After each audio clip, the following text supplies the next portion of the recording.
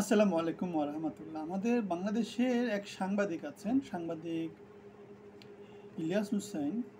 তিনি গতকালকে খুব যুগান্তকারী একটা বেশ ভালো একটা ভিডিও তিনি তৈরি করেছেন, যেটা ইউটিউবে ছেড়েছেন এবং বাংলাদেশের লোকজন সেটাকে খুব ভালোভাবে গ্রহণ করেছে। দেশে নতুন করে নানা রকমের বিতর্কের তৈরি হয়েছে। এখন একটা কথা খুব ইম্পর্টেন্ট, সাংবাদিক ইলিয়াস হুসেন গত ফ্যাসিস্ট সরকারের সময় ফ্যাসিস্ট বিরোধী ছিলেন এবং তিনি বাংলাদেশের জন্যে, দেশের জন্য যে সংবাদপত্রগুলো যে সাংবাদিকতা করেছেন, সেই সাংবাদিকতার সরকারের বিরোধী হওয়ায় সরকার তাকে দেশ ছাড়া করেছে। সো আমার এক ভাই বলেছেন যে যারা নামের আগে সাংবাদিক লিখে তারা সাংবাদিকই না। এই কথাটা প্রতিবাদ জানাচ্ছি। ইলিয়াস হুসাইন বাংলাদেশের যে স্টার সাংবাদিক যারা আছেন, মাহফুজ জানাম, কে আছে না, সো তাদের তুলনায় আমি তাকে বেশি মূল্যায়ন করব। কেন মূল্যায়ন করব? কারণ তিনি দেশপ্রেমিক সাংবাদিক, তিনি লড়াকু সাংবাদিক, তিনি মজলুম সাংবাদিক, তিনি সাংবাদিক। সো এখানে বুঝতে হবে প্রত্যেকটা মানুষের নিজস্ব কিছু এজেন্ডা থাকে। আমার যে ভাই কথাটা বলেছেন তারও তো নিজস্ব কিছু এজেন্ডা আছে, তার সাথে হয়তো বা ইলিয়াস হুসেনের যে কথাবার্তাগুলো সেগুলো যায় না, তিনি হয়তো বা অন্য কিছু শুনতে চেয়েছেন।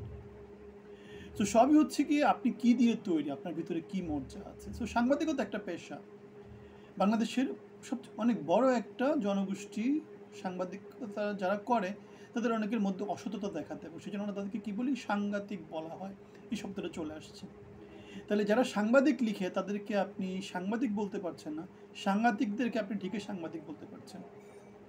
দেখছেন কেমন মানুষের মধ্যে কেমন নীতিবোধ তৈরি হয়েছে।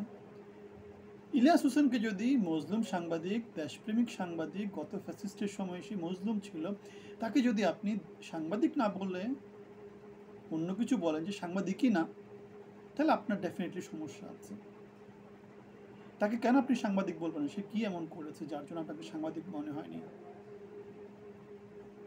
সে ফ্যাসিস্ট বিরোধী ছিল, সে দেশ ছাড়া হয়েছে, সে মজলুম। সে 21 টিভিতে অনেক ভালো একটা প্রোগ্রাম করত, যে প্রোগ্রামটার জন্য সে দেশব্যাপী পরিচিত। কোথাকার কোন তার তুলনায় আমার পরিচয়, আমি হয়তো অনেক কিছু, কিন্তু আমার পরিচয়। সো জনগণ যাকে অ্যাকসেপ্ট করে সে ডেফিনেটলি কিছু না কিছু জনগণকে দেয়।